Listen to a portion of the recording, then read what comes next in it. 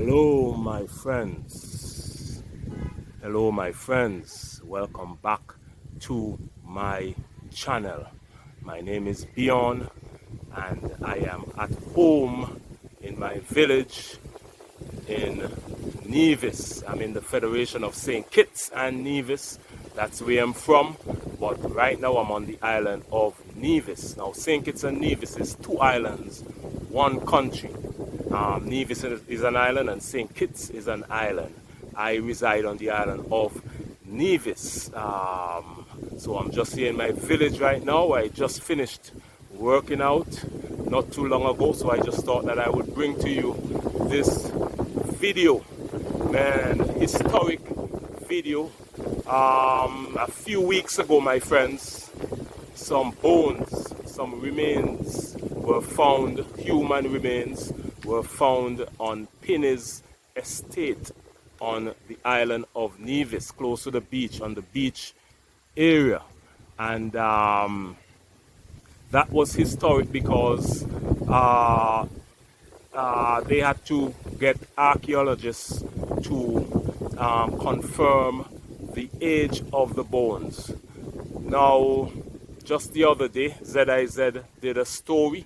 You could check that story right or after I speak to you about it. I will attach that story that ZIZ did. It's just about 4 minutes long. Watch it. ZIZ came over to Nevis and they did that story.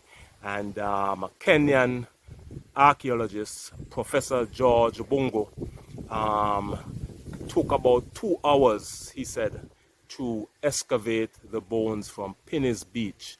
And it was confirmed that the bones are over 200 years old. Now, 200 years old bones, that means 200 years ago, was like 1820 something, 1824. That was 200 years ago. And 1824, there was slavery on the island of Nevis. So those bones are most likely the remains of an African enslaved person, and it was confirmed that the bones that was found is of a lady over 50 years old and over 200 years old, buried in the sand on Pinny's estate. All that area was a plantation 200 years ago where African enslaved people lived and worked the farms.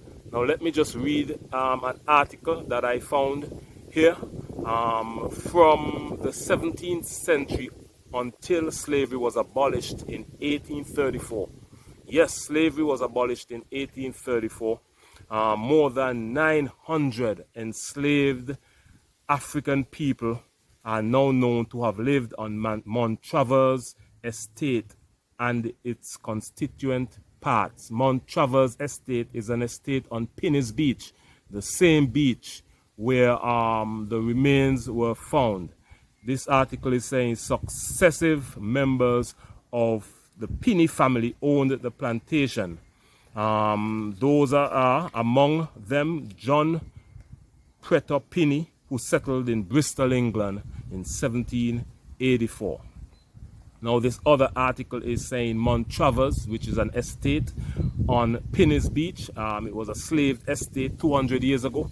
Montravers, also known as Pinny's estate, was a medium-sized sugar plantation on the Caribbean island of Nevis. It was made up of several estates and tracts of land from the 17th century until slavery was abolished in 1834. You hear what this is saying? Slavery was abolished in 1834. So 100 years of slavery was conducted on that estate. They're saying more than 900 enslaved people are now known to have lived on Montravers and its constituent parts. Successful members of Pinny's family owned that land. Even up until today, I am hearing a story that people are no longer welcome at Montravers estate because the family have gated off the area. So the Pinny's family are still up there somewhere in that estate. And they're saying John Bristol home was turned into a museum. His home in Bristol was turned into a museum. Now, John Pinney was a slave owner, and his home being turned into a museum show you the mindset of the people, the British people. He was a slave owner, and they're praising him for his work done. That's a story in another video that we'll get into, but you see the way they look at this is not good, my friends. Now let's get back to the story. Slavery was abolished on the island of Nevis and the Caribbean, the regional islands, in 1834. Now those bones found in the sand on Pinney's estate, which was a slave village, those bones are over 200 years old. 200 years ago, it was 1824, 10 years before slavery was abolished. So that woman that was found, the bones are most likely of an African enslaved person who lived on Nevis, worked the plantation for many years, and I think some sort of ceremony should have been done to honor the life of our fallen ancestors on this island, my friends. There should be some kind of ceremony celebrating the life of our fallen ancestors. We do a nice ceremony where the remains were found, and let's honor our ancestors, because you see how England honoring John Pinney, who was a slave owner. They turned his house into a museum in Bristol, and his family still owning land on the island of Nevis, my friends. That is not a positive story for us, because you can't be not giving reparations and then turning a former slave owner land home into a museum to celebrate his life in England, and we're here on the island of Nevis still waiting for reparations for the atrocities caused by slavery. And that is one of the missions of my channel, my friends, is to bridge the gap between Africa and the Caribbean. We are one people celebrated by slavery and colonialism, my friends, but we're coming together as one. And that is why I am proud of Professor George Abungu, who did tremendous work on the island of Nevis to let us know that those remains were over 200 years old. And I will show you the story right now, which is about 4 minutes long.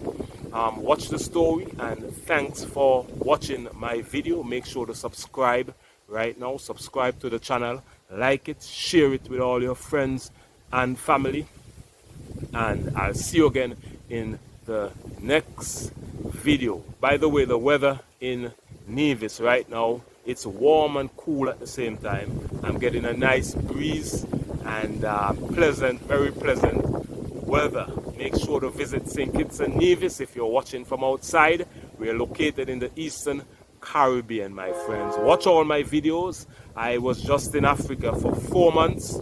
I did 30-something videos in Kenya, the same in Uganda. It was quite a journey, and I hope to be back in the near future. But thanks for watching this video. I'm going to show you the story that was done on the enslaved African remains that was found on the island of Nevis some weeks ago. Watch the story now, and I'll see you again in the next video. Bye-bye. Much love.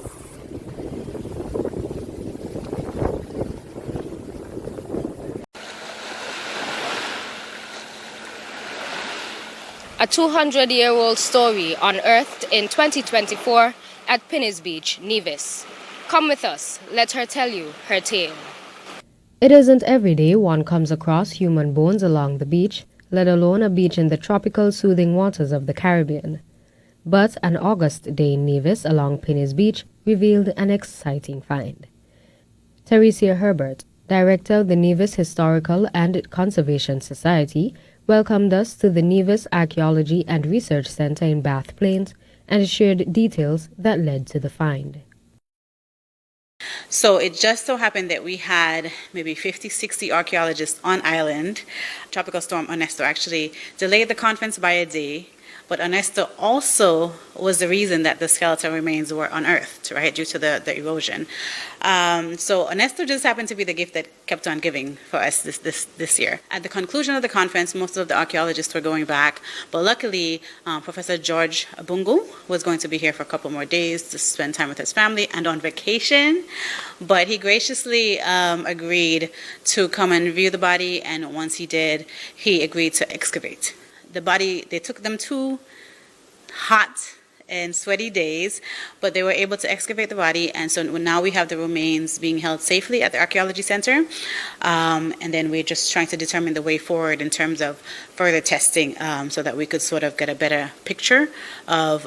Thought to be buried for about 200 years, the bones of what appeared to be a mature woman, approximately between 50 and 60 years old, excited Dr. George Abungu. The Kenyan archaeologist is Cambridge-trained and the CEO of Okolo Abungu Heritage Consultants and is a former Director General of the National Museums of Kenya.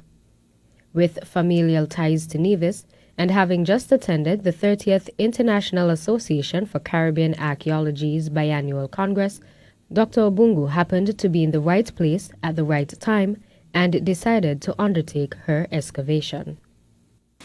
And when I went and I saw the person lying there and the water coming, and part of the skull was taken off, but part of the body could be seen, I felt both academically right as well as ethically right to be able to take part in removing that particular skeleton from the beach.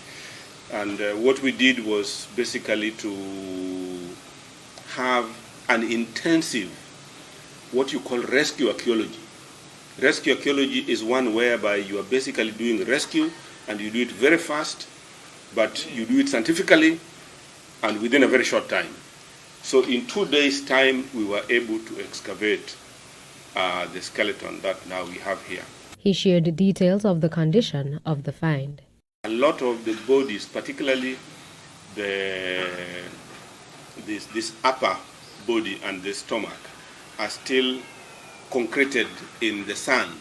It was very tough. I mean, this particular individual had been there and the body had been covered and the sand had concretized so much that it was hard rock. So we had to use picks, we had to use machetes. It was a difficult 2 days of work.